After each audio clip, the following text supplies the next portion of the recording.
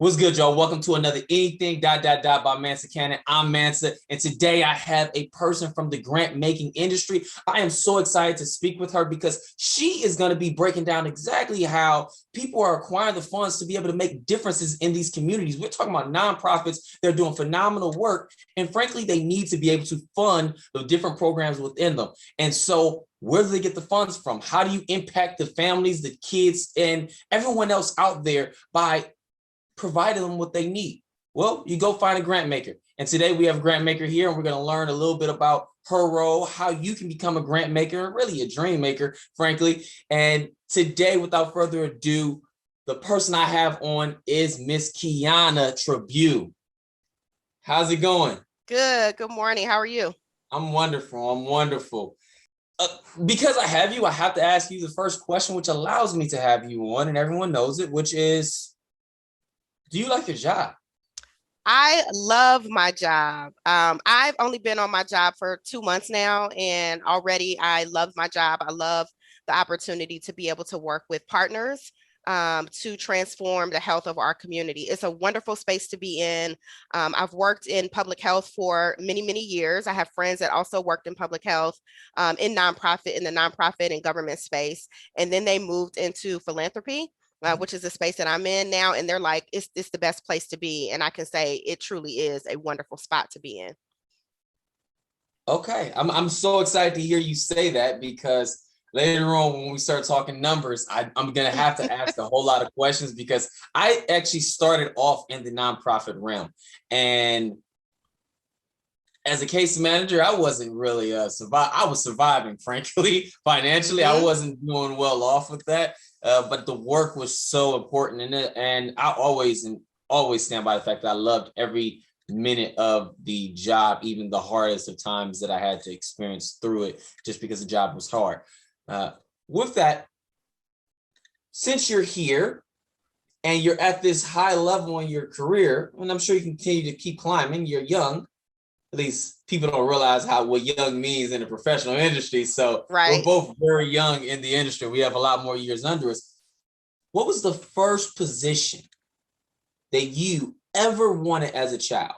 First job, first goal. Like, what was that?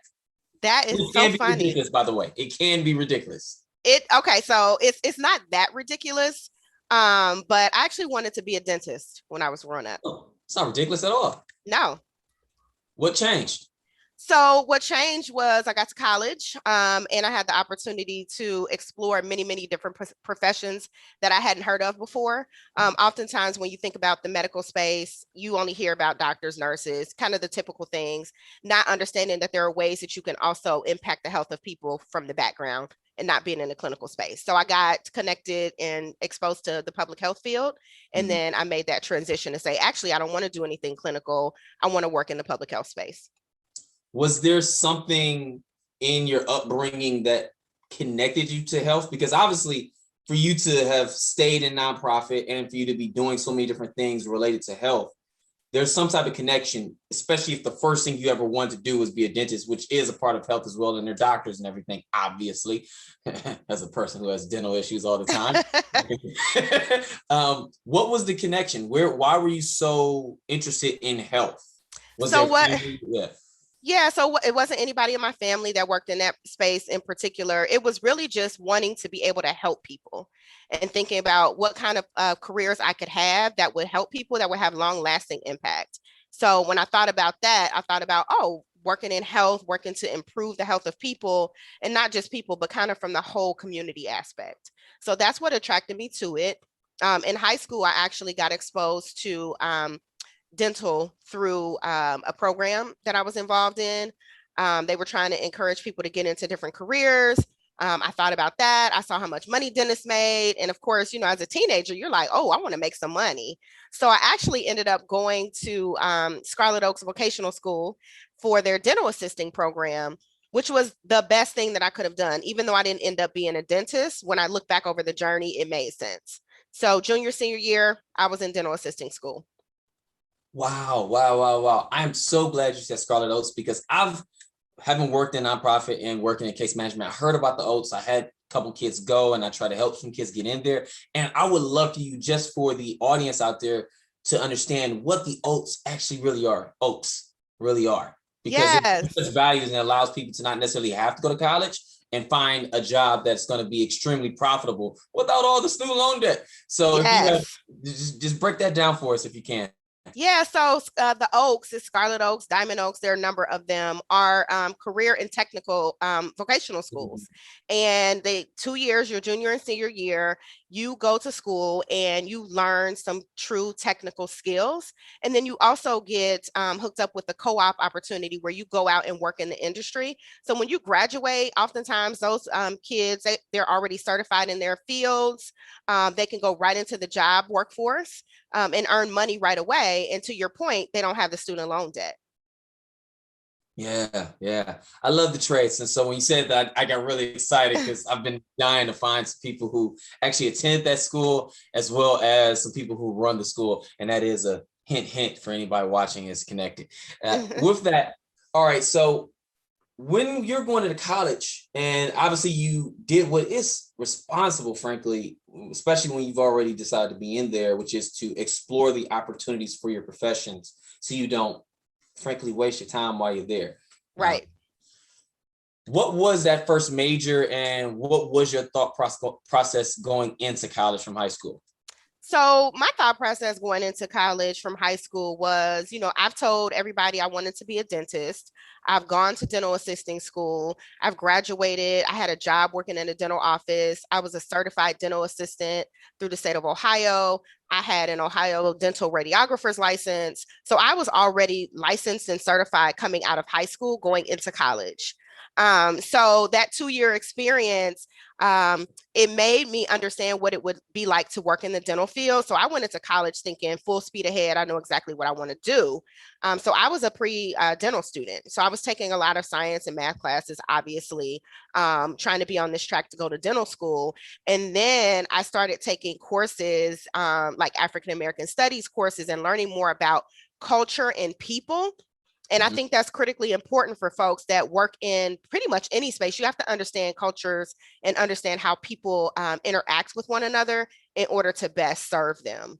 So taking lots of courses, getting exposed to a lot of different people that I hadn't met before, learning their background, learning what their interests are, and it just broadens your mind. And it started making me think, well, maybe that's not what I want to do. Maybe there are other things I can explore here and see what's happening. But of course, imagine having that conversation with your parents when they're like telling everybody, my daughter's going to be a dentist. Oh, I hear that now. Mm-hmm. Yeah, I can see that. That probably was a tough conversation. And I'm certain there's a kid out there right now, or an adult out there right now, trying to figure out how to have that conversation. So can you give us a glimpse of how that conversation went? Sure. So, the initial conversation did not go well. And the reason for that is because when I said, I don't think I want to be a dentist anymore, of course, their next question is, well, what do you want to do? And I said, I don't know. So that was very scary for them. They were like, well, what do you mean you don't want to know? Like, you've been in college all this time. We're thinking you're on this specific track. What are you doing up there? And I didn't know. And it was very scary for me to tell them that, but I'm glad I did. And what they said to me was, okay, well, that's fine. We really don't care what you do at this point, but you are going to finish college and get a degree in something. Oh, that's a parent response. Yeah. That is a parent response for you. What did your parents do when you were growing up? So neither one of my parents went to college. My dad went to the military for a few years, and then he came back and he worked for Hamilton County Board of Mental Retardation and Developmental Disabilities. We can't say that now. That's what it used to be called then. Yeah. And then my mom worked for Ford Motor Company for 30 years. Okay. Wow. This is really interesting. This season, I have started off with pretty much every single person whose parent, at least one parent, was in the military. Like that's oh, really? Intriguing. Yeah, and I'm curious to see if there's going to be a pattern among you all when it comes to discipline and just how you all had certain levels of focus. All right, so I'm just curious to know, as you changed that degree, you went from dental Mm-hmm. to African American studies. Is that accurate? Yes. Okay. What year was that? So I graduated from Ohio State in 2003. And that was born out of that conversation I was telling you I had with my parents. They were like, all right, you've been in school all this time. What are you doing? You need to graduate. And so shortly after that conversation, went back to school, checked in with my advisor. And I'm like, all right, so I need to get a degree. And at this point, it can be in whatever, as long as I graduate. And then I can spend some time thinking about what I want to do next. So we just sat down and looked at my courses. And she was like, there's a couple tracks you can take. One of them was you can get a degree in African American and African studies, and be out of here in the next year and a half, or we can go another route and you'll be here a little bit longer. And so I said, let's do whatever is the quickest route, for me to graduate. And so that's what I did. But luckily, going back to what I said before about that vocational experience, I was a certified dental assistant and I had a dental radiographer license when I graduated from undergrad. So I moved back to Cincinnati and went right back to work for that same dental office that I had been working at since I was in high school. Yep. I was gonna have to go there. I was like, she probably was making money in college doing this because you came out of high school license. And in theory, if you have time and you're not crazy busy with schoolwork, you could almost pay off college while you're going to college. I don't know how busy the job is, but at least that's what it sounds like. That's phenomenal. So it sounds like you were in your junior year of college when you switched degrees. Yes. Was that the same? Was that 3 years or were you in there longer than that? No, that was 3 years. Okay. Huh. So you switched just to be able to graduate, and that is really intriguing. How has that impacted you? Because obviously we're that generation that's constantly talking about student loans and being able to, and I don't mean impact you in the long run because obviously it turned out well. Yes. But I'm just saying, that stress initially, and this is kind of those because, hey, I'm frankly out of student loan debt myself, and I worked really hard, starting with $30,000. And so it wasn't easy and it was stressful, and the money could have been reallocated somewhere else that would have created wealth for my family. But I didn't have that opportunity. And I'm sure if you had student loans, there's potential impact. And I'm just curious if you'd be willing to share a little bit about that. Sure. So thinking about undergrad, there wasn't that much impact. Luckily, my parents were in a position to where they could help pay for the most of my undergrad. So I didn't have a whole lot of student loan debt. They didn't want that for me. So that was great. Where my college and student loan debt came into play was when I went back to grad school. Okay. So we just graduated with African American studies, and it was several years before you went back to go to med school, right? Not med school, but that was the interesting thing about looking up your degree. It reads as if it was med school. So was it med school? It was med school. No, it reads that way. It was not med school. So I have a master's in public health from Wright State University, and the College of Public Health is under their College of Medicine. Okay. So that's why I was like, it reads like she went to medical school, but I think medical school is for doctors and like MD doctors or whatnot. But okay, so how many years were there in between that? So there were 6 years between me getting my undergrad and me going back to graduate school. And that's when you were using your license from high school? Yes. So when I came back and, again, I really didn't know what I wanted to do at that time, but I was so grateful to have this career to fall back on and to have maintained the relationship with the dental office that I worked in. I started in that dental office when I was a junior in high school and was able to maintain that relationship and actually continued working there. I would come home on the weekends, on breaks, and work there. So when I graduated and came back, it was a simple phone call to my old boss to say, hey, I'm back in town. Do you all still need someone? And he said, I have a job waiting for you. So I immediately went to work full time as a dental assistant, working in this dental office, and was making nice money, which is why I wasn't in a rush to go back to grad school at that time. What's nice money? So at that time, I was making $19 an hour. And so, thinking about when that was and just coming out of undergrad, I was making more money than some of my friends who were working in their field. Yeah, that's completely accurate. Would you have been getting paid that if you wouldn't have went to college? Like if you came straight out of high school and started doing that, you'd have been making 19, and the price tag would have continued to climb on you? Correct. Okay. What was those years like? Like, what were the connection to health? Because obviously you were literally back in the health realm after switching, and you did this for 6 years. So how did that impact your next moves? So what ended up happening was, again, through some relationships, I'm going to keep going back to that. I met someone who was actually working for the Cincinnati Health Department at the time. I had no clue that the Cincinnati Health Department had dental clinics. And she said, you should come work for the city. They have great benefits. I know you're making good money now, but they're going to pay you a little bit more. And it'll be a good opportunity for you to think about what you want to do next. There'll be lots of opportunities for advancement. So she connected me with the dental director at that time. I went, interviewed, and then I started working for the Cincinnati Health Department. And through working there at a dental clinic, that's what sparked my greater interest in public health. And that's when I got the opportunity to say, now I know exactly what I want to do. Yeah, yeah. Sounds like she was somewhat of a mentor. Yes, absolutely a mentor. I started working there, and my supervisor at the time, she was the assistant dental director, and we would just have conversations. And she would say, "What do you want to do? What do you want to do? What do you want to be? How do you want to impact the world?" And just through conversation, she said, "Have you ever thought about a master's of public health?" And I said, "I don't even know what that is." And she was like, "What you're describing that you want to do, a public health degree will allow you to be able to do that."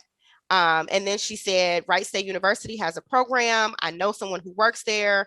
I'll get you connected. She got me connected to that program. I went to an information session on a Monday, and the following Wednesday, I was enrolled in grad school. Ooh, yeah, I haven't talked about this year, but I'll have to say that this is one of those gold moments where if you've been following, you know, it's not what you, I mean, it is what you know, because you can get a job primarily off what you know, but it's also who you know. But then there's a third part, which I'm hearing more importantly is who knows you. Yes. And that who knows you is because you allowed her and she allowed you to build relationships that frankly spun out in a way she truly seen you, heard you, and was able to acknowledge, all right, she needs a little bit guidance, but her guidance is she needs someone to show her what she actually wants because she may not see it because she hasn't been exposed to it. Right. Exposure leads to expansion. And she expanded you by saying, hey, there's this opportunity over here. And because she knew you, she could connect you to the other people she knew. And that absolutely. Wow. Okay. And all of that is coming full circle with the position that I'm in now. Because everything I've done across my career from that moment forward has been about me making strategic relationships and partnerships with people. Strategic relationships, and we're gonna have to talk about that. But let's go ahead and get to grad school. And what was that like? It was an amazing experience. It was hard for me because I worked full time. So I worked all day. I would leave work at 4:00, and then I would get in my car and drive up to Wright State for that master's program. It was in the evenings, and so I would be there from about 5:30 until 9:30 at night. And at the time, I had a daughter. My daughter was 1 year old at the time. And so I just knew after I had her, like, I need to do something else to make some more money and to just be able to think about how I can build a legacy for my child. So I did that for 2 years. Luckily, I had another person who worked at the health department. She went to back to school as well. So we would carpool with one another. She was my study partner. She was my accountability partner. And we did it. So I graduated. And once again, relationships, as I was finishing up my master's degree, someone else I knew reached out and said, the county health department is going to be looking for a health educator. They just got this big grant from the CDC, and they're going to be looking for a health educator. And I think you would be great. And so before I even graduated with my master's, I had a job offer from Hamilton County Public Health to be a health educator. Wow. Okay. We're definitely going to talk about that. Before we do that, when you went and got your master's, which test did you have to take if you had to take one? Yes, GRE, I had to take the GRE. Okay. Just curious. And is there I know each school has an expectation for a certain grade you have to get or score, better yet? Yes, they did. And don't ask me what it is because I don't remember. Touche. All right. So you came out. Wait. I don't want to just ignore that. You keep getting connected. Where are you that you're getting these connections? I And, just out there. My thing is I always, again, the strategic relationships. So I was working at a dental clinic at Northside Health Center, which was a part of the Cincinnati Health Department, which is a much larger organization, right? And so anytime there was an opportunity for me to volunteer at an event that the health department was doing, go to a meeting or a training, anything like that, I always went and used that as an opportunity to meet people and to say, who else can I meet? I met the health commissioner. Just turns out at that time, he actually was an adjunct professor at Wright State. And so he taught some of my classes. And I walked up to him and I'm like, oh, you don't know me, but I work for Cincinnati Health Department. I work at Northside Health Center in their dental clinic. And we had conversations. And so then he started reaching out to me to say, hey, this thing is going on. I think you should be a part of it. You can learn from this. You need to meet this person. You need to do that. okay, let's go ahead and explore this because this is so important. You have a skill set to be able to pretty much put yourself out there, build relationships. Was it always like this? Was there something that triggered this? I know you obviously are a part of a luxurious organization, Zeta Phi Beta. Yes. Yes, and that's one of my sisters, by the way, y'all. It's Phi Beta Sigma, and if you need to read it correctly, which shows you a true bond, is Zeta Phi Beta Sigma. It looks beautiful. That's right. It looks beautiful. So what was it that allowed you to have this skill set? Because I know when I brought up that because when I walked on UC's campus, I had my hoodie on. I was a track athlete. I was completely clearly a track athlete and everything that I wore almost every day because it was free clothes and they washed them. But it was also the fact that I didn't like talking to people. I was always nervous. And then as soon as I crossed, I was like, hey, something has to change. And something has to change, meaning I need to immediately start putting myself out there, building relationships. And people were like, I didn't even know you smile. So I'm just curious. I don't think it necessarily was Zeta. It seems like you've always been outgoing, but I'm curious to hear what was it for you? What was that trigger or what was it about you that you've always been like this if you were? So it's a couple of things. Number one, I have to credit my parents. Growing up, they always had us involved in opportunities that would further our future and help us to kind of build relationships. So whether that was through church or through other organizations, they always had opportunities for us to learn how to do public speaking, just being able to be in relationship with people, working with people. So I had that kind of as a foundation growing up. My dad was very involved in our community. He volunteered a lot. He coached a lot. He served on committees for council, and I would go along with him. So I was able to see a lot of that in action and realize, like you said, it is what you know, but it's mostly about who you know, who can help open those doors for you. So I had that kind of foundation going in. And then when I got to college and joined Zeta Phi Beta Sorority Incorporated, obviously they taught me a lot about that as well. So a lot of the things, through that process of joining the organization, and then also just through our community service and being leaders on campus, you have to be able to talk to people. You have to be able to connect with people in order for you to get your job done. So all of that kind of laid the foundation for where I am now. And I just continue to build off of that. Okay. If anybody heard that ding in the background, apparently a bird flew straight into the window, which is just whatever.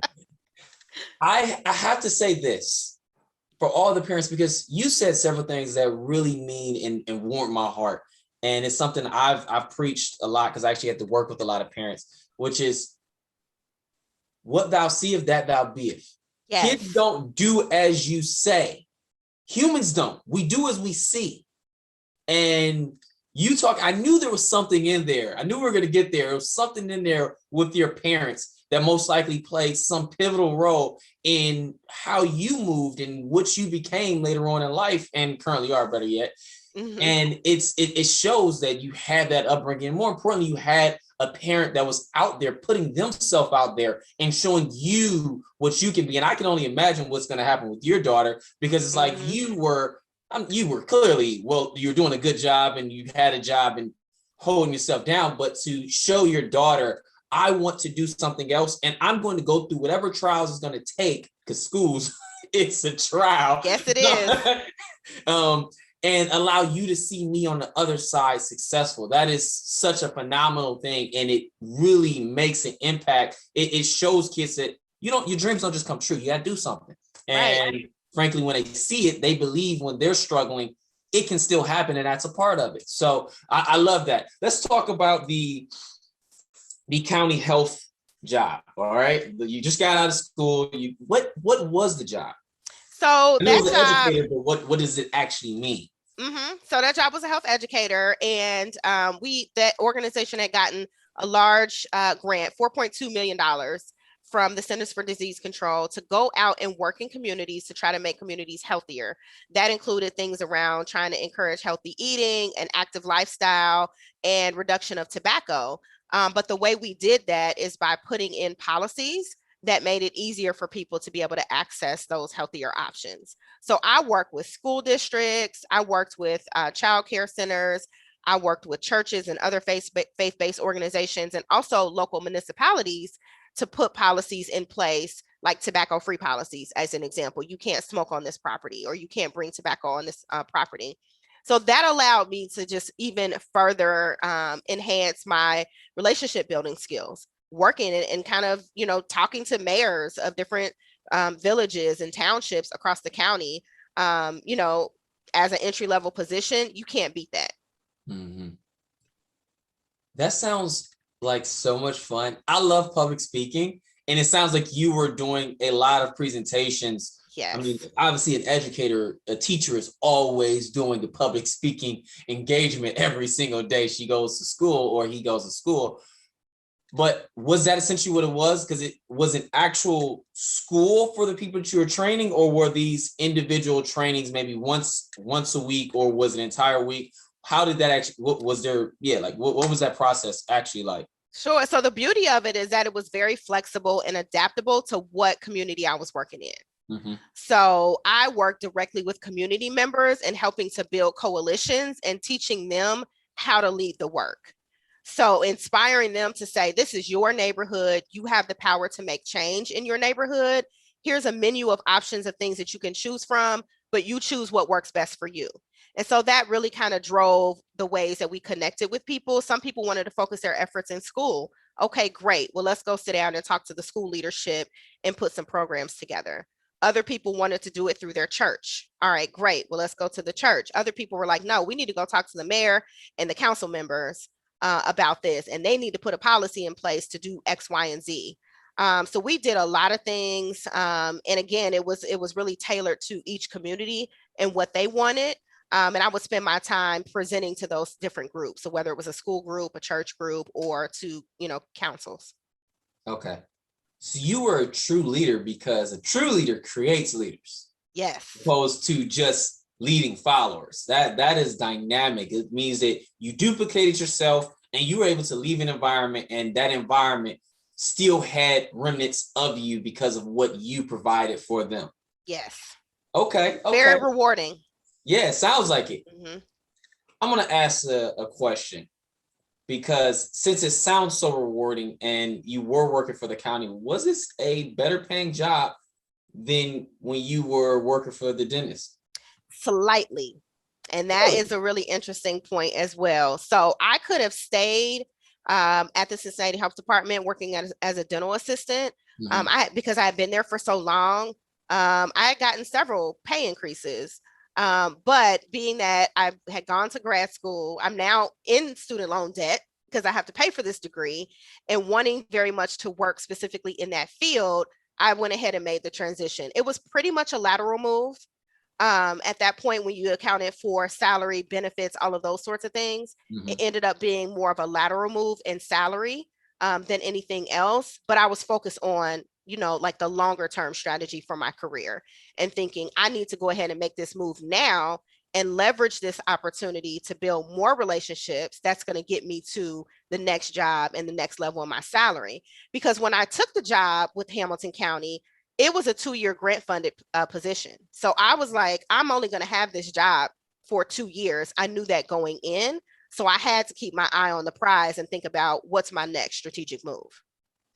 What's that stress like? I've always wanted to know, because I know my dad has had a job that was contract, and I know other people that have had contract jobs, and it's just like to think of, I've had a lot of friends that had those jobs, but I can only imagine the stress of having a deadline for your position, and during that process being able to focus on the position while also thinking, hey, I need to get something over there that's going to be more long lasting. So Yes. what's that like? So it was at first, when I first got there, I was so excited to be working in my field, and being able to work with so many different great people in different neighborhoods, that the stress didn't hit in until about a year into the job. And then we started having conversations like, okay, we've got a year left on this project. We need to start thinking about what we're going to do next. And through that, I was like, oh, it's time to get to work now. So I need to just grind. I need to meet as many people as I can, make sure my name is out there so I can be better positioned for the next opportunity, because there was no guarantee that the county was going to keep me there. Yeah. It also sounds like your role just forced you out there. So you were constantly already building relationships and impacting organizations. And depending on the organization that you impacted, they probably would have invited you back anyways for any type of role that you may have asked them for that was related to what you've done for them. Yes, and that was the blessing in it, is that my supervisor at the time, we are still friends to this day. Shout out to you, Stacy. She said, I really would love to keep you here. I want to get you exposed and give you some more responsibility on things that may not necessarily fit directly into your role right now, but it'll help you in the future. So she really stretched and challenged me to do some things. And I'm so grateful for her for doing that, because of that, I was able to get that next position and have some experience in that area that I wouldn't have if she hadn't stretched and challenged me in the way she did. Okay, so the contract just ended, and now what? So the Did you contract move is into ending. another job? Or, like, go ahead. Yeah, so the contract is ending. We have partnered with a nonprofit organization in Cincinnati as a part of the work that we were doing. The woman who was in the position that I worked most closely with had decided that she was going to leave that position to focus more on her family. And she said to me, I know this grant is ending. I know you're going to need a job, and I think you can do my job. And I said, well, tell me more. And she talked a lot about her job. And I was like, oh, wow, that sounds like a really great experience. She's like, yeah, I'm leaving, so you should apply for it. And I'm going to put in a good word for you. And so I applied for it. She put in a good word for me. I went through a very vigorous interview process with that organization. And ultimately, they offered me the job. And that was huge for me, because moving from a health educator position into a director position at this organization was almost unheard of. Most people, that transition takes a little bit longer. So I was really grateful because of the work that I did. That relationship that I built with her and with the organization is what allowed me to have the opportunity to now get this new job with this new organization that also included a more than $20,000 salary increase. Look at them work. Look Yes. at them work. Yes. Okay, so what was the actual title? So that job was the director of healthy living, at a nonprofit organization. And so I was responsible for all of their healthy living programs focused on chronic disease prevention and management. Do me a favor. Yes. Explain what your master's degree actually was about. Sure. So my master's degree is in public health. And I had a concentration in health education and promotion, which is about looking at the overall health of the population and putting in systems change strategies and policies to make it easier for people to live healthier lives. Okay, there it goes. Yes. I'm like, she's doing a whole lot of work over here in this area. I need to really understand what that degree was doing that qualified her for this. Okay, that makes a lot more sense now. All right, so you're in the role, and what was the actual role experience? What was the actual job? What did that day-to-day look like? So day to day things, it varied a lot. The great thing about me coming into that organization was it was a large nonprofit that had several different branches across greater Cincinnati. So once again, taking that experience I had working with different neighborhoods, I can apply that to this organization and the different branches that are serving all of these different demographics and go and tailor some things to what those communities needed as it related to programming to help them become healthier. So I was going out working with different branch leaders and helping them think about programming. I also had the opportunity to connect with our national organization to help build out the strategic plan and direction for our organization. And it was an amazing experience. I worked there for just close to 5 years. I was able to continue to build out the type of programs we offered. I was able to bring in more and more grant funds to support the organization, again, because of the relationships I had built in the greater Cincinnati community. And it was just amazing. So I was there for just shy of 5 years. As I mentioned before, when I got there, I got a more than $20,000 salary increase. And about a year and a half before I left that organization, I decided to create my own job for myself. Reached out to some of my peers across the country doing similar work and said, hey, let me see your job description. Let me see your job description. I built my own job description. I took that to my boss and said, this is what I want to do, and this is how much I want to be paid. And she said, let me talk to a couple people and get back to you. She got back to me a month later and said, approved. This is your new title. Here's your new salary. And that included another $20,000+ salary increase. If you have been watching and listening to these interviews, you will know that this is not an anomaly. This is actually a brilliant way that professionals have learned that they can truly have the job they want, which is seeing the opportunity in the organization and the need and presenting it clearly. She did all the real work, which was she went out and found the job description, what the pay scale is, and her boss could easily go and find this information, but she provided the information and made it make sense to them to a point there was like, yeah, we have to figure out how to make this thing a real thing. And boom, the position that she wanted, she created. That's such a dynamic and powerful thing. And I had to explain that a little bit further because people may not really understand and comprehend that there's an opportunity in your own organization to maybe do the job that you want, even if they don't currently have it. You just have to present it to the right person. Yes, you do. You have to build your track record, build your reputation, build those relationships, do your research, and then say, here's the job that I want to do, but it's not just about me wanting to do it. Here's why the organization needs this job and needs me to do the job. Mm-hmm. So it takes a lot. It's a bold move for sure. But having that confidence in who you are and what you've already been able to bring to the organization helps you have that conversation. Yes.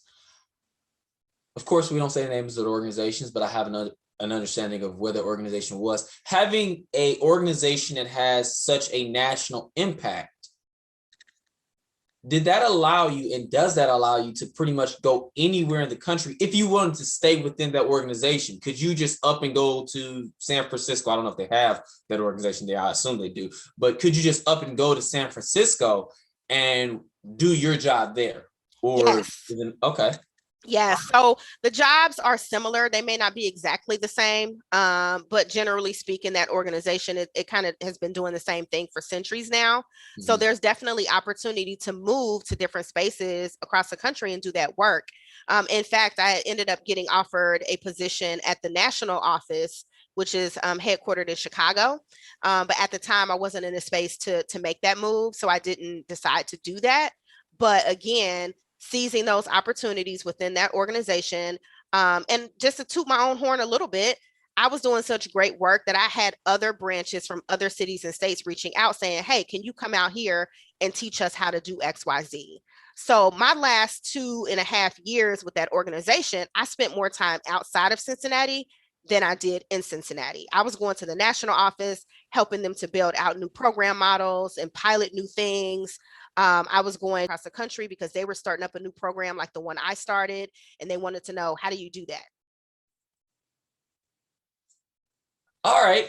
Wow. I was always curious about organizations that have national chapters and national locations, like having been the president of Urban League Young Professionals in Cincinnati.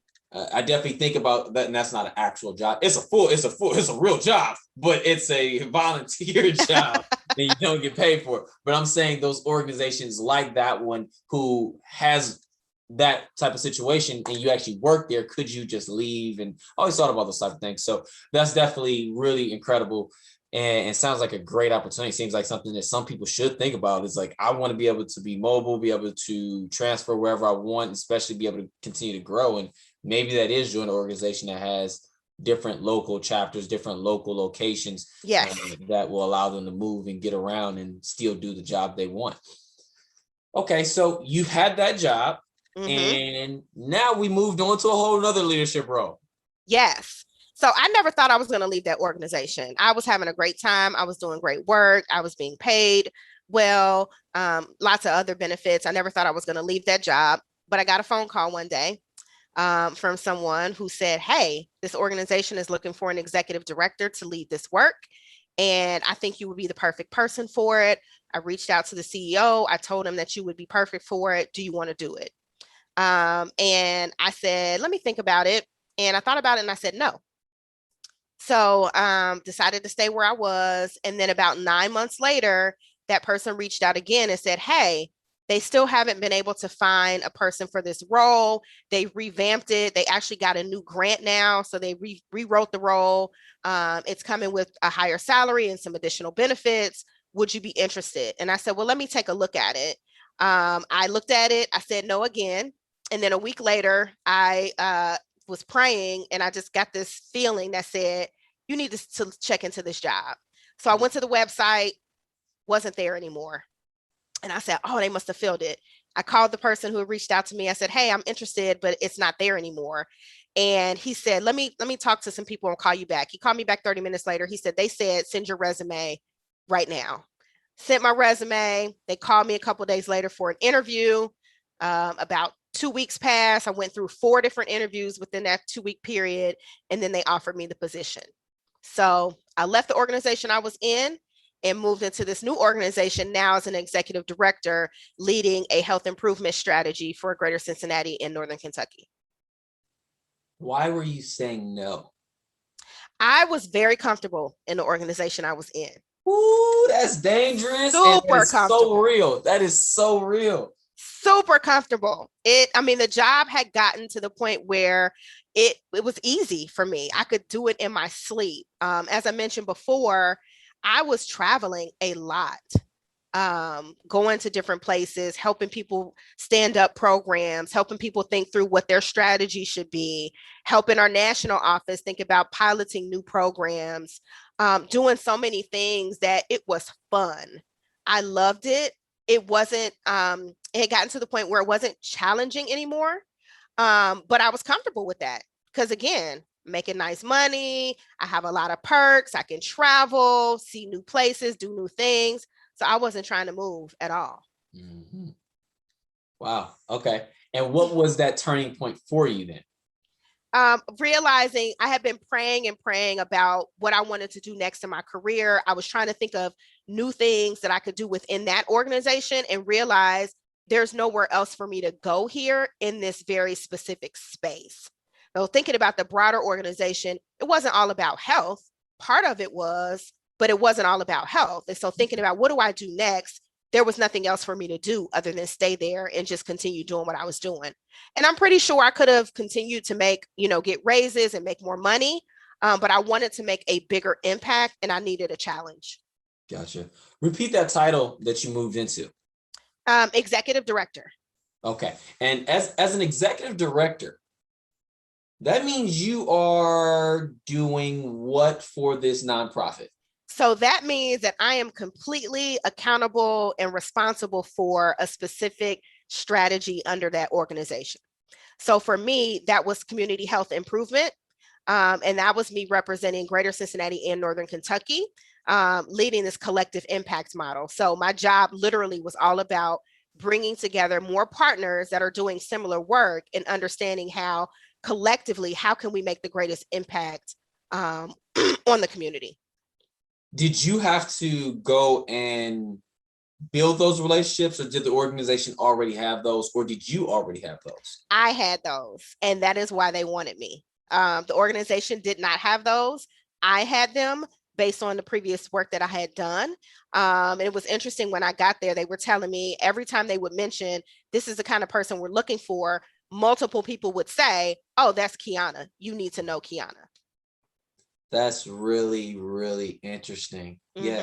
Mm-hmm. Because I've heard that many of times. That's definitely not something new. And so it is you putting yourself out there. That's such an interesting thing because people don't realize, having been in business development, I remember a peer saying that this organization hired me, old school reference, for my black book. Yes. They wanted access to my black book. And for people who don't understand that reference, which I fully understand, that was back in the day when you couldn't you didn't have a phone that just Right. saved all of your phone numbers and you had to memorize these numbers, or you had this little black book that you put a whole bunch of important phone numbers in, and you would go to the black book and find these different names to call for whatever various purposes, professional or whatever. And that's such a interesting thing that people are still doing this because it's needed, but it's also something that people don't recognize that value. It's like there's currency in Yes. who you know. And Absolutely. And yeah. you can leverage that to your advantage and thinking about, what the organization needs and what that specific job needs. And outside of what degree I had and where I used to work, there's so much value in those relationships, especially if the organization doesn't already have them, because along with that brings more support and more resources to further the organization's overall mission. Okay, so I'm going to ask you something that I hope isn't too challenging. Okay. I have a guy who I see as a mentor, and I witnessed him go ahead and a snap of a finger. We were just having good conversations. I was in an environment that he was in, and in just a random moment, he pivots, says his actual ask for the organization he works for, and immediately gets a commitment for a certain amount of money for the organization. And he was like, what you seen right there was months worth of work. Mm-hmm. So I'm just curious, if you can, explain how one successfully does development. And when I say development, for those who don't necessarily know, fund development, fundraise with people that you're building these relationships. Because obviously you already knew them, you already got them over there. And now you're trying to essentially sell them on being connected to an organization that they want to be connected to. They just don't know it yet. Yes. Yeah. So, in its simplest form, when it comes to development in that way, the easiest thing that you can do is make the ask, right? Mm-hmm. If you don't ask, you're never going to get an answer. If you don't ask, the answer is always going to be no. So you have to make the ask and let it be known to people what it is that you want from them. But beyond that, it's about establishing trust and also finding some commonality between yourself and the person, or yourself and that organization that other person represents that you're trying to connect with or get or raise funds from. So building, and that's why when you talked about your mentor, he said this has been months. It takes a while. It's not something that you just wake up one day overnight and you're like, I'm going to ask this person for $50,000 and they're going to say yes. Mm-hmm. It definitely takes work, but you have to be authentic about it. You have to, again, try to find those commonalities between yourself and that other person and build your case statement so that it is so tight. Any question they ask, you have an answer for it, and getting them to connect the work that you want to do back to their either personal or professional mission and vision for themselves or the organization. Explain what a case statement is for our audience, please. Yeah, so your case statement is basically your why. So if you're going to make an ask to somebody, you want to be able to tell them the who, the what, the when, the why, and the how. So what is your organization all about? Who are you and what is your role and what are you trying to accomplish? And then more importantly, how you can bring them along and why they should care about it. Okay. Is there any more information you want to share about what that role consisted of? Not really, just a lot of relationship building, a lot of pulling people together, trying to find common goals that we can all work toward together, and then trying to find funding to support that work, was really what my job was all about. Okay. And moving to the next role. The next role is the role, right? Yes, the next role is the role that I'm in right now. And that current role is Vice President of Strategic Partnerships. So again, this all comes full circle because everything that I've done, every job that I've had has been because of a relationship or partnership that I've built with someone else that helped open that door for me, that went out and spoke on my behalf it wasn't that I knew them, it was that they knew me. And that is the differentiating factor, in my opinion. And Okay. what made me prime for this role is because I was on the other side, understanding what it's like to be an organization that needs money and trying to connect with the organization that has money. So having that unique perspective on the other side can help us as a funder understand what the needs are on the ground and how we can try to build more trust, because there's a lot of power in being in philanthropy because you hold the dollars, right? Mhm. And so when you have money, you have power. Whether people want to admit that or not, you do. And so the way that you interact with people, you have to be very careful about, and not letting the money be the central point, but really making sure that we're focused on the impact of those dollars. Yes, yes. So talk about being a grant maker. That's Yeah. the role that you're currently in. Yeah, it's really interesting, and like I said, it's a great position to be in, but it does hold a lot of power, and so trying to understand the power dynamic between myself as a funder and an organization that's trying to get those funds, and being able to really partner and work side alongside them, rather than me telling them, if you want this money, this is what you have to do. So Yes. I never want to operate in that space. What is the actual job like? What are you doing? Like, because I know you, the fundraiser, they're coming and they're looking for you. They're looking for your types of organizations to be able to be qualified to receive these funds. So as Yes. the person, what are you doing? I have my own ideas, but I just want to hear from you because you know for a fact. Sure. So, a couple things that I'm doing. One is I'm going and researching organizations that we could potentially give money to. So, I'm interested in which organizations are out there doing the work on the ground, trying to improve the health and healthcare for our community, in particular, people of color, and trying to eliminate health disparities. So I'm looking and trying to see, what is this organization doing? What kind of programs are they doing? What position are they in? Is this an organization that we can give money to further their mission? So I'm pretty much scouting out to say, where do we want to give our money? And that's internal to an organization in which we are a strategic partner. So there's a relationship there that we give them money internally, but then also out in the community, working with nonprofits, and understanding kind of the full scope of where the needs are across the community. I'll tell you one thing I did last week that was like the highlight of my career so far in this space is I made phone calls to organizations. They had no idea we were calling. And I said, hey, guess what? We got $75,000 for you. We want to give it to you to help further your mission. And people were literally crying on the phone. Like, oh my gosh, what do we need to do? Nothing. We're going to send you a check, because we know you're doing great work. We know that there's still need out there, especially after the pandemic. And we want to give some money to help further that and improve people's lives. So that has been a highlight. And so again, imagine being in that position that you can call somebody and say, I have $75,000 for you. Wait, it's June. Wow, Santa came early this year. Yes. That's exactly what it felt like. It felt like Santa Claus. That's amazing. And that sounds very fulfilling. Like it really feels like your heart could potentially be full at the end of a workday because you're the type of work that you're doing and the type of impact that you have. Yes, it is very, very fulfilling. And it's a wonderful position to be in. It's always a space that I knew I wanted to eventually get into, kind of to end my career. Not that I'm ready to end it yet. But just thinking about my career trajectory and being in the space that I'm in public health, the ultimate goal is to be in a space where you can truly feel like you're making impact by better resourcing communities to make them better. So it's been amazing so far. It's impressive to know that you come from the ground up. You see that value. You've been there. You know the needs. You've taught people to help with their current needs, and to actually be in a position like this allows you to truly understand the value of what you're doing, but also understand the true needs that are out there opposed to, and I'm curious to know, because I feel like you talked about it's essentially maintaining some level of humbleness when it comes to the power that you actually have and the power dynamic of being a grant maker.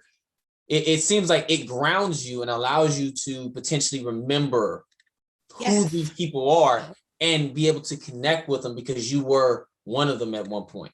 Absolutely. So bringing that perspective for somebody who relied on grants to be able to do the work, coming in with that perspective and saying, hey, when you're asking an organization to fill out a 10-page application, they're putting all their resources into that application, which means they don't have focus on what they really should be doing, which is helping the community. And so do we really need all of this information? Yeah. How do we change our processes to make it a little bit easier for organizations to access the resources they need instead of having them jump through hoop after hoop after hoop, again, which takes their focus away from actually serving the community? So how do we make sure we get these checks out the door as quickly as possible and make it less labor intensive so these organizations can do what they do? Okay. All right.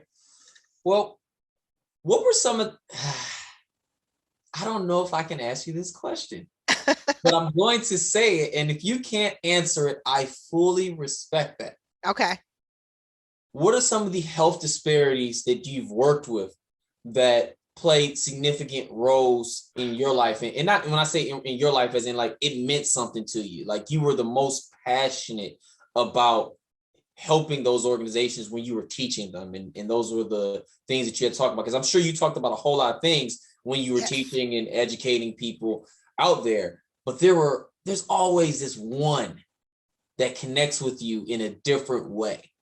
And if you can answer it, it'd be great. If you can't, because you don't want people to try to make you biased in the process, I understand that too. So what I will say is, I won't talk about a specific organization, but what I will say is the infant mortality space has always been a passion of mine. From the time I was in grad school up until now, the fact that we are seeing babies die before their first birthday when they don't have to because of preventable things.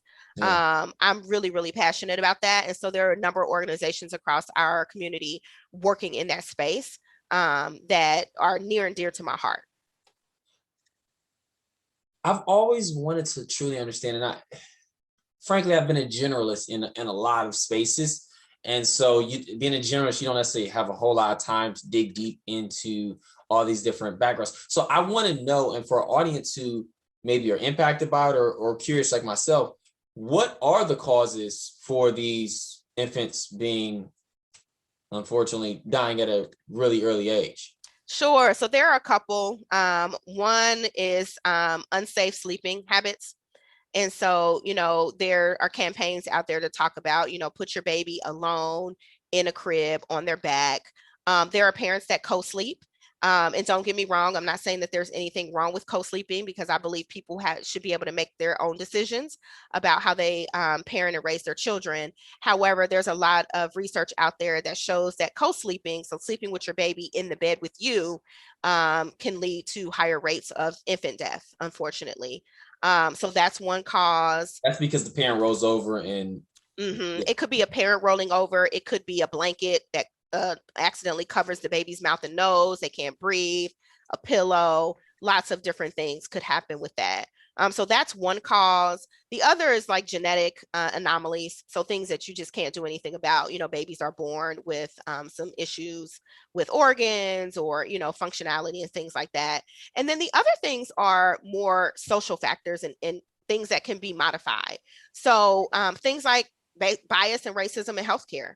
And so not treating Black women in particular that are giving birth the same as they do others, not listening to them when they say that they're having an issue, that they're in pain, not believing them, which leads to making bad treatment decisions that ultimately have an impact on that baby when it's born. Wow. So it's a number of things.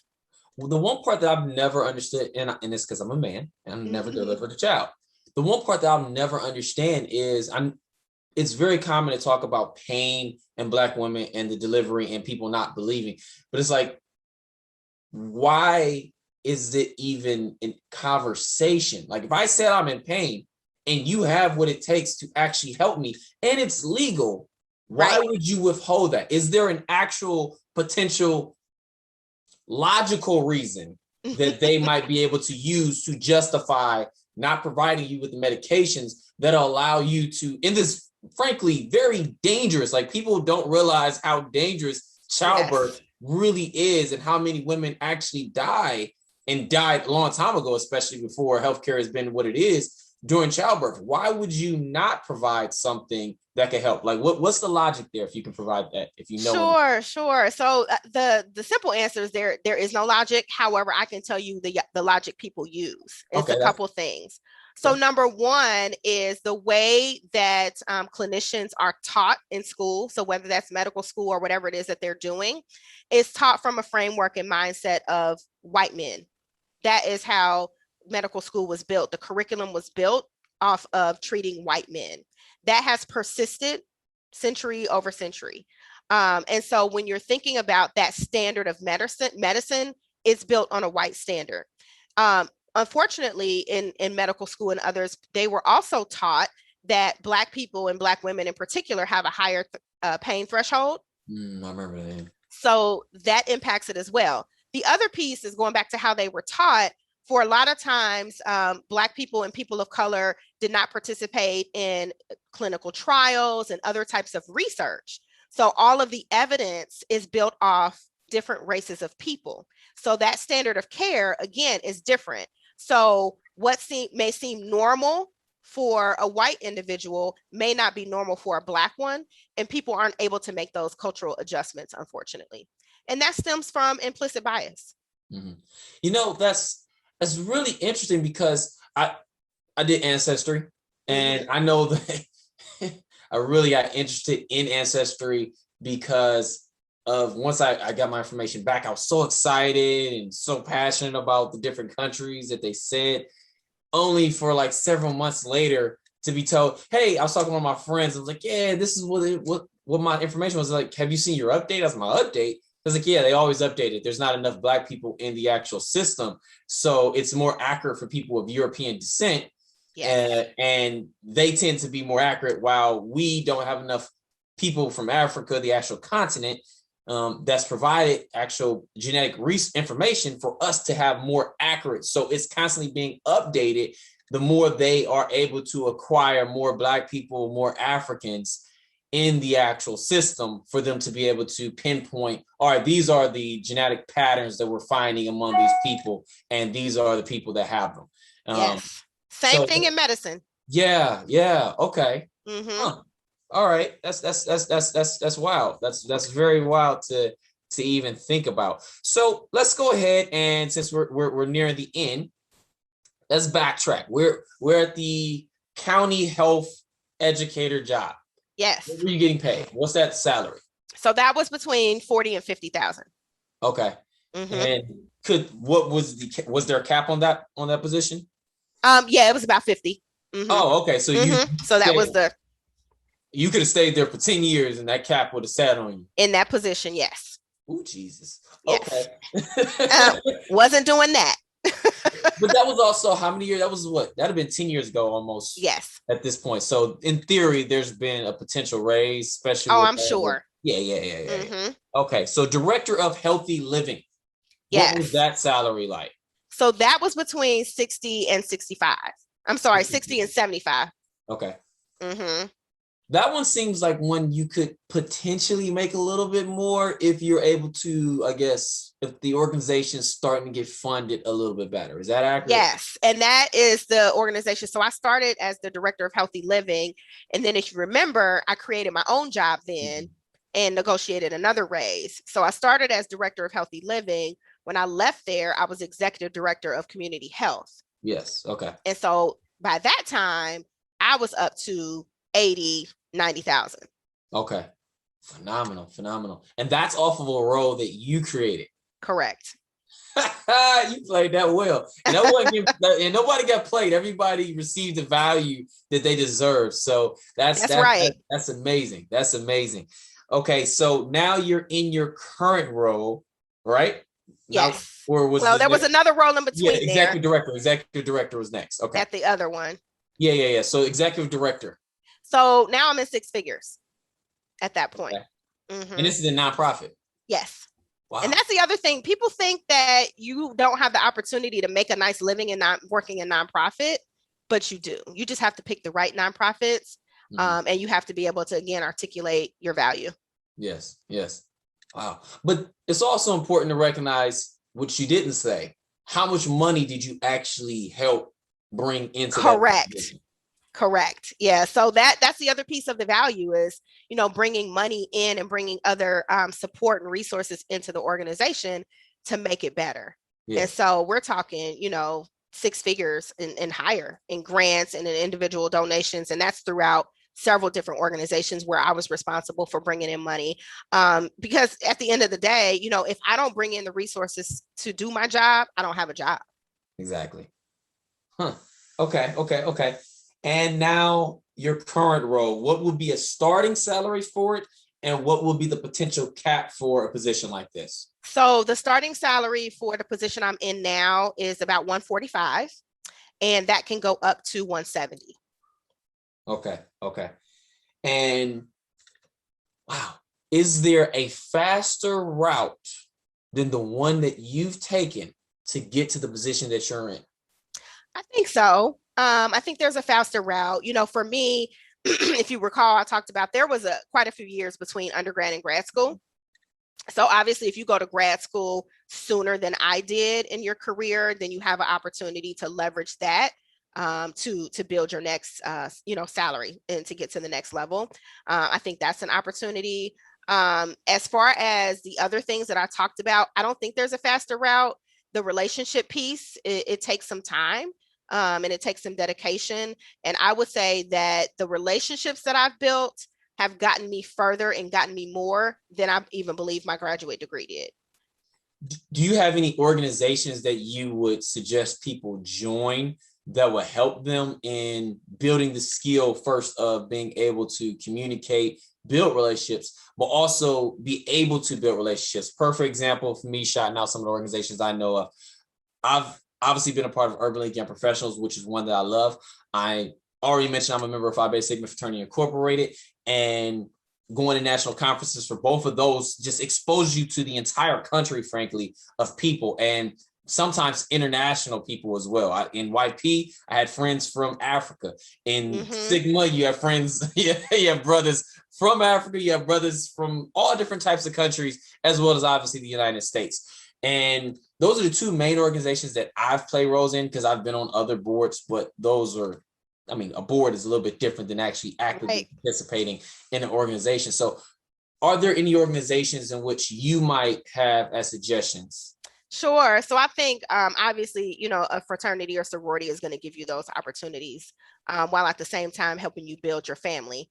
So that's an option for individuals, whether that's undergrad or joining through a graduate chapter. That's a surefire way to get that exposure and to build those networks. The other is just, the professional organizations of whatever sector that you're in. So for me, I was a part of the Ohio Association of Public Health Educators. And so that gave me a network. That was a statewide network. So that gave me opportunity to meet people across the state that were doing similar jobs that I was doing, learning from them, gaining mentors from them, and kind of understanding how to move to that next level. So whatever sector you're in, if there's a professional network of folks, join that.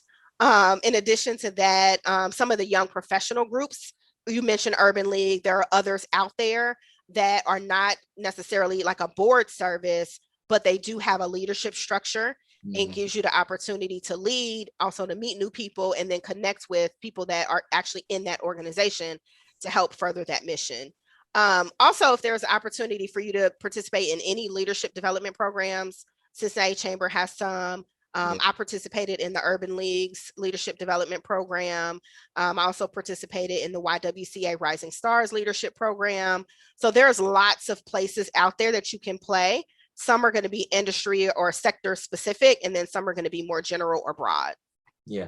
And since you said that, you did remind me, I want to definitely shout out this organization because I really appreciate the connections and relationships that I had. They did make a difference in my life as well, which is Sea Change, which is one of the leadership programs for the Chamber of Cincinnati, which was phenomenal, great training. You also mentioned it was once called Urban Leaders, right? Or is it called? Yes, it's called Urban Leaders now. It used to be called the African American Leadership Development Program. Yeah. And that's another one of those programs. It's really a leadership accelerator, helps you build those connections, helps you build the actual skill sets. And frankly, you get to participate. I know I participated in some potential group activity class activity, or well, we had a group activity because we broke up into different groups of us that were passionate about a particular activity, and we all did that. And I remember hearing something like that with the urban leaders as well, for urban leaders. Mm-hmm. Yeah. What was yours?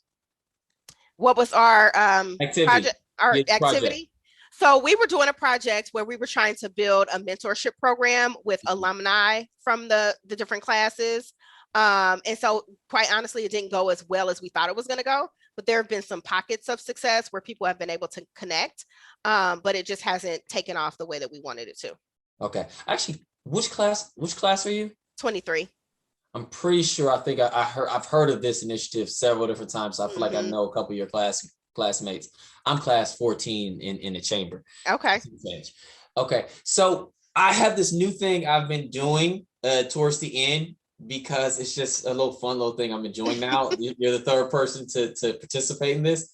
It's rapid questions. Okay. So answer as fast as possible. Maybe take a breather, but just be concise with your answers, long story short. And you ready? I'm ready. All right. I'm a former athlete, so I always start with this. What's your favorite sport? Football. Okay. What team? Ohio State.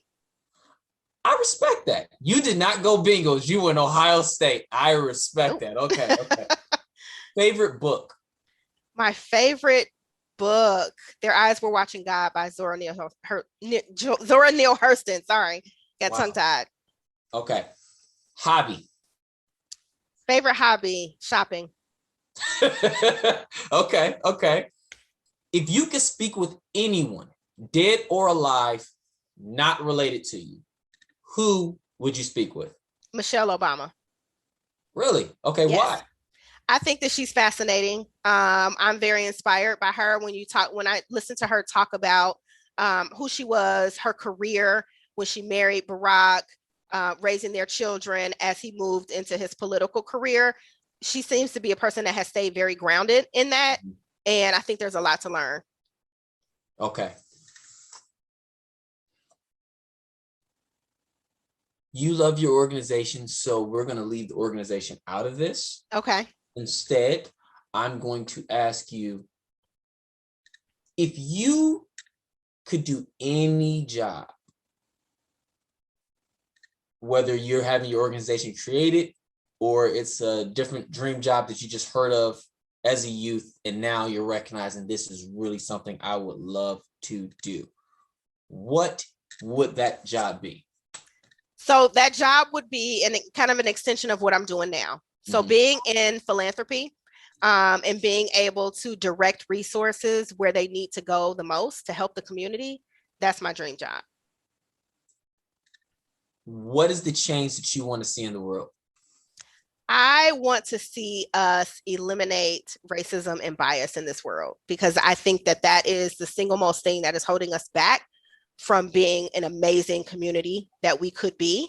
Eliminating that would eliminate a lot of the issues that we see in our world: poverty, hunger, all of those things, because at the root cause of all of that is racism. What would that world look like? Everybody would have what they need. People would rally around one another to support each other. We wouldn't see people living in poverty. We wouldn't see such a drastic difference between the 1% and those that are living in poverty. Everybody would have what they need to lead a healthy life. Okay. All right. Well, that was fun. That was fun. Okay. So the final question I want to wrap this up with is, looking back to your younger self, what would you tell your younger self that would allow them to be more successful, or a vision that you may currently have at this moment?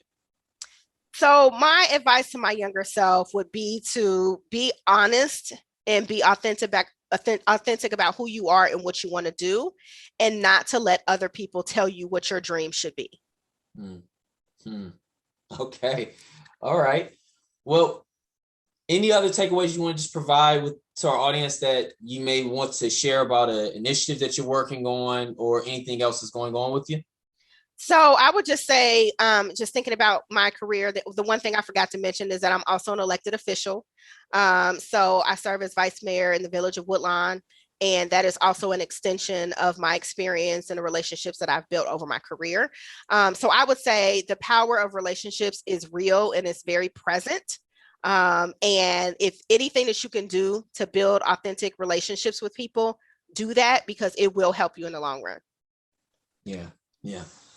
So you gave me several things that really touched me today. So I have to bring them up right now. Okay. So things that I took away from this, and you didn't say it directly, but it's something that I heard, which is comfort can sedate your greatness. Yes. You didn't say that directly, but you said that you kept saying no to a position that you wanted because you were comfortable. Mm-hmm. And we see where you are now, just because off of each step that you've taken that allowed you to become uncomfortable, only to become comfortable because you built yourself into the role, and the role ended up becoming what it needed to be for you. Yes. And that's just such a dynamic thing, because oftentimes people don't necessarily understand the concept of good is the enemy of great. And that is a perfect example. It's like you had a good job and you could have shifted some things, but why shift things when things are good? Because they can be better. And if you want better, you got to do something different. The other thing is put yourself out there. You seem to just constantly do that. And now you're showing people through your existence that your relationships have a level of currency. Yes. People are bringing you to the table because the connections you have currency. When I say currency, it works both ways. That person has some actual currency, some money that they can give to make a difference in so many people and so many organizations' lives.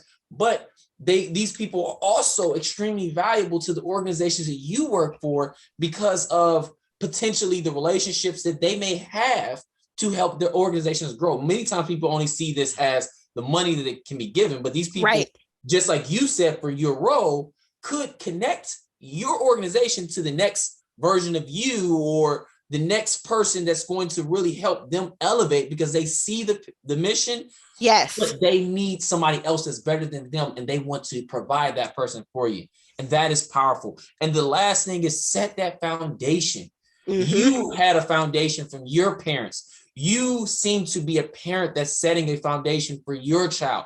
That foundation of exposure leading to expansion, that foundation of a reality that you can live and an example that you can be. And it's just so powerful and so needed. And that's why, frankly, we have anything. I created this because I wanted people to be able to see the opportunities that are out there that aren't often spoken of, but people are loving doing. That's why the first question is the first question. Do you love your job? It's enough people that hate their job. If you want to be curious about why Mario doesn't necessarily talk about all the negatives, it's because you can find all of that. Right. It's not a shortage of negatives. You don't have to look far.